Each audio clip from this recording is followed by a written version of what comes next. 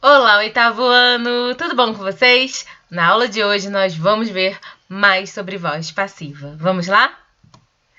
Então, como eu havia dito para vocês nas nossas aulas anteriores, a voz passiva ela se divide em duas, né? Voz passiva analítica e voz passiva sintética.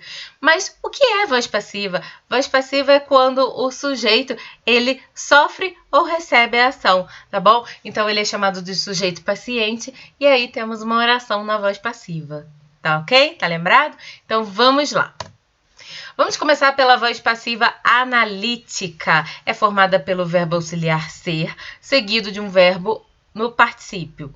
Nessa voz, o sujeito é paciente, isto é, ele recebe ou sofre ação verbal e o agente da passiva pode ou não aparecer. No caso aí dos dois exemplos, ele aparece. Então, vamos ver aí. Os pescadores foram devolvidos ao habitat natural pelos agentes da polícia. Então, repare que temos os pescadores, que é o sujeito paciente, é quem está recebendo a ação de ser devolvidos, né? E olha só o verbo aí. Foram devolvidos. Foram é o verbo ser, tá? Reparem nisso, é um verbo irregular. Devolvidos é um verbo no particípio, tá? Sempre quando tivermos isso daí, nós temos uma voz passiva analítica. E pelos agentes da polícia é o agente da passiva, tá bom? O próximo exemplo aí. 5 espécies de tartarugas marinhas são protegidas pelo Projeto Tamar. 5 espécies de tartarugas marinhas é o sujeito paciente, é quem recebe ou sofre a ação. Quem foi protegida? As espécies de tartarugas marinhas, beleza? Então, são protegidas é o verbo ser, lembrando que o são também é o verbo ser, é um verbo irregular. E particípio, aí a terminação em DO ou DA, né? Protegidas, que é o caso desse verbo, pelo Projeto Tamar, é o agente da passiva, beleza? Então, vamos ver o outro caso.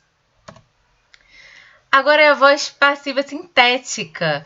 É formada por um verbo transitivo direto na terceira pessoa, acompanhado de um pronome passivador, que é o se, e o do sujeito paciente, tá? Então, olha só os exemplos aí. Pescam-se milhares de peixes na represa.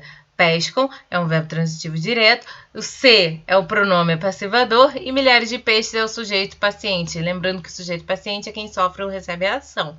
Vamos para o próximo aí. Protegem-se 5 espécies de tartarugas marinhas. Também é um verbo transitivo direto, temos um pronome passivador, que é o se, mais 5 espécies de tartarugas marinhas, que é o sujeito paciente. Que protegem-se 5 espécies de tartarugas marinhas, ok?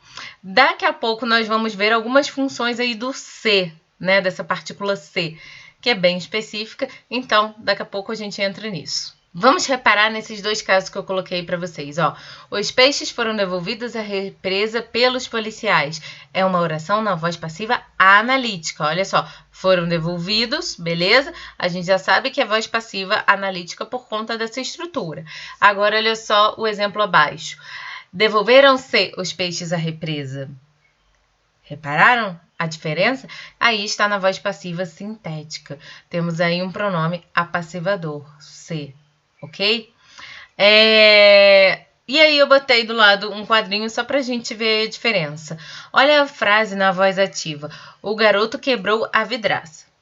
Está na voz ativa. Na voz passiva analítica, como é que ficaria? A vidraça foi quebrada pelo garoto, ok? E na voz passiva sintética, quebrou-se a vidraça. Reparem que a gente já viu isso, não é mesmo? Lembra disso?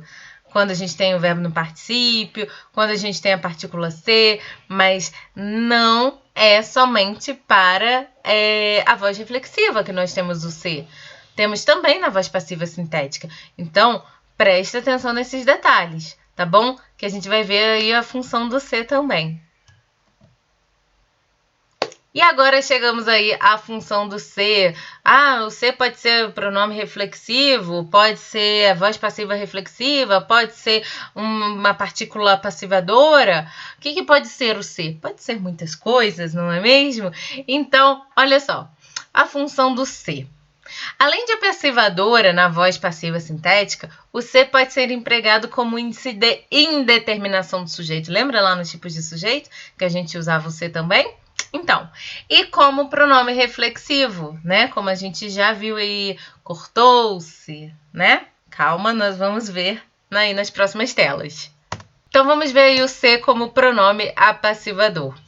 O ser, como pronome passivador, ele vai acompanhar um verbo transitivo direto, né, que é aquele que vai direto para o seu complemento e indica que a oração está na voz passiva sintética. Então, ó, anunciam-se muitas ofertas de emprego no jornal, construiu-se um grande estádio de futebol em Curitiba.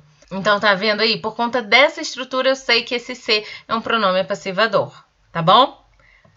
Diferentemente de agora, olha só, o ser como pronome reflexivo indica que o sujeito é ao mesmo tempo agente e paciente. Sabe aquele que vai e volta? Eu faço a ação que recai sobre mim? Então, olha só, uma dica muito importante, ele pode ser substituído por a si mesmo, tá? Então, quando surgir a dúvida, é uma partícula passivadora ou é um pronome reflexivo? O pronome reflexivo a gente pode mudar aí por a si mesmo, tá ok? Então, olha só, meu pai se barbeia diariamente. Eu não posso substituir por meu pai barbeia a si mesmo. Posso, não posso?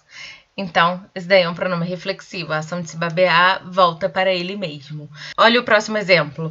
Muitas pessoas não conseguem emprego para se sustentar. Podemos trocar, né? Sustentar a si mesmas, né? Emprego para si mesmas. Então, aí sim é um pronome reflexivo. A ação de sustentar-se, de arrumar emprego para sustentar-se, volta para elas mesmas, tá ok? Agora vamos ver o ser como índice de indeterminação do sujeito. Olha só, indica que o sujeito não está determinado na oração.